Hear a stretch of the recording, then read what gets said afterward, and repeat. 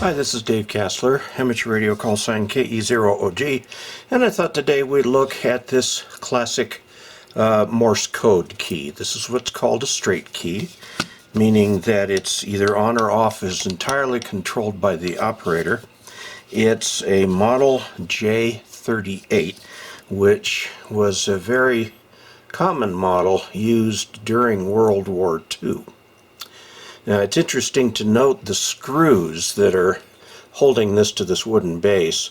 Note that these are all straight screws. During World War II, Phillips screws had not yet been invented, so all the screws were straight back then. Let's look at the parts of this. This was a telegraph key that you attached the line here, and then the telegraph, meaning the sounder, went here, and you had to have this shorting bar shorted because the way those sounders work, they were all in series. So to transmit, you actually broke the circuit and then recompleted it, opened it, recompleted it, and so on, so every sounder that was on the line would pick that up. Now, the way the key is done here, this is a base, which I think is brass, that's cast, and it includes something up here to hold the pivot. There's something on the other side. Now, the pivot itself does not have any bearings, so you see as you turn this right here, it pivots on that spot and pivots over on that spot, and that is where the connection is made. The electricity runs up through here into the thing down here, and you can see where there's a little gap that is broken and remade by the key. So there's a couple adjustments going on here. This spring right here adjusts the tension, and this one back here adjusts how far the key will travel. Okay?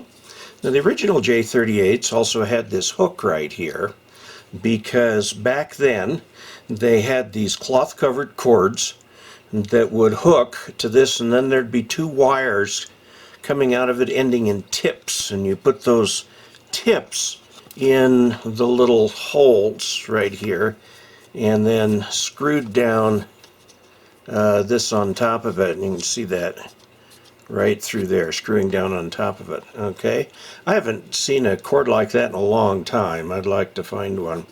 Now, the J-38s for the Navy had a different kind of key. Instead of this flat key, which is held with three fingers, there was kind of a knob up here that you could get a little bit better hold on. Now, in radio use, these work perfectly well. And after World War II, these were available for about 25 cents each.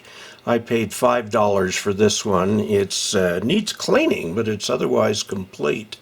Has everything here. And these are very common keys. I happen to like them. My main key is a Japanese equivalent of this, which happens to have some bearings up in here instead of a little pivot. So there's adjustments all over the place. This basic design comes from a key first marketed in the 1880s because before then telegraph keys had a habit of really falling apart and not being very well constructed. So the J-38 kind of took the world by storm. You can still find them at swap fests. I intend to make this one operational. I'm going to clean it all up.